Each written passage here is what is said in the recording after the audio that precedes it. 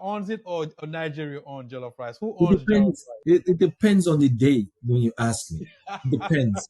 Depends on the day.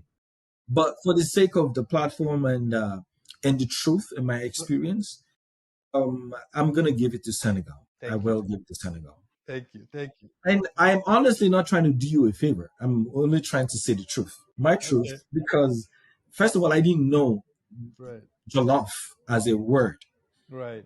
originated from Senegal. Absolutely. And you and I have a mutual friend Right. who exposed me to jollof as made by Senegalese. Right. That was a good experience. Absolutely. So Nigerian jollof comes eerie close, eerie close. I like that you're very objective. I like that. And don't mention any other countries jollof, please, because they don't matter. Right. They don't matter. So I don't even want to mention the names. So Right. we'll leave the Right. war where it's over. So I, let's just close that chapter that way.